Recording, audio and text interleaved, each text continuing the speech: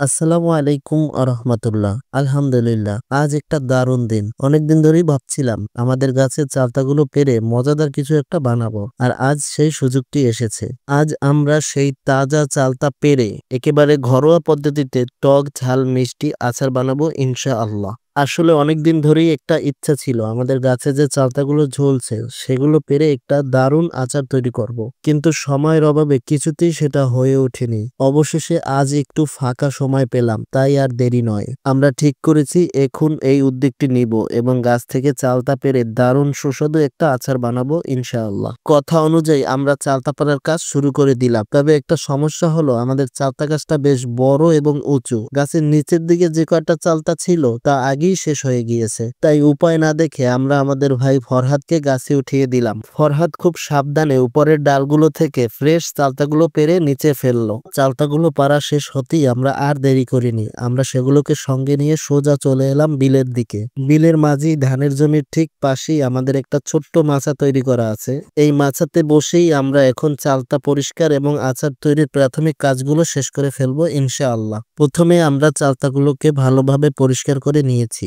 এরপর সেগুলোকে সুন্দর করে কেটে টুকরো টুকরো পিস করে নিয়েছি। চালতা কাটা শেষ হলে আমরা সেগুলোকে পরিষ্কার পানি দিয়ে ভালোভাবে ধুয়ে নিয়েছি, আর সর্বশেষ আমরা টুকরোগুলোকে ছেঁচে প্রস্তুত করে নিলাম, কারণ চালতাগুলো ছেঁচে নিলে এর ভিতরে মশলাগুলো ভালোভাবে মেখে যাবে, এতে করে আচারটি অনেক সুস্বাদু হবে। চালতাগুলো প্রস্তুত করার পর এবার পালা মশলার। আচারটিকে আমরা যেমন চেয়েছিলাম, টক মিষ্টি আর ঝালের একদম দারুণ মিশ্রণ, ঠিক তেমনই তৈরি করার জন্য কিছু বিশেষ আয়োজনও ছিল। প্রথমে আমরা শুকনো মরিচগুলোকে আগুনে হালকা পুড়ে নিয়েছি। পোড়ানো মরিচের এই ঘ্রাণ কিন্তু আচারের স্বাদ বহুগুণ বাড়িয়ে দেয়। মিষ্টির জন্য আমরা ব্যবহার করেছি খাঁটি বাটালি গুড়ের মিঠা, আর সাথে যোগ করেছি সামান্য চিনি। আর সর্বশেষ স্বাদে ভিন্নতা আনার জন্য দিয়ে দিলাম আমাদের নিজেদের চাষ করা বিলাতি ধনিয়া পাতা। সত্যি বলতে এই ধনিয়া পাতার যে একটা ঘ্রাণ তা যে কোনো কিছুতে ব্যবহার করলে আর স্বাদ দ্বিগুণ বাড়িয়ে দেয়। আর এই সুগন্ধটা তো মনের মতো, আর এই উপাদানগুলোই আমাদের আচারে দেবে এক বিশেষ মাত্রা।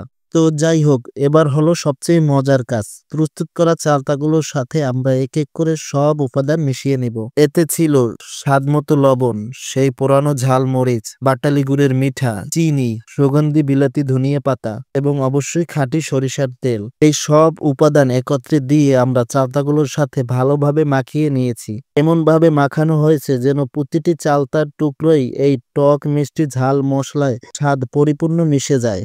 এই সময়টার ঘ্রাণটা ছিল কিন্তু দারুণ।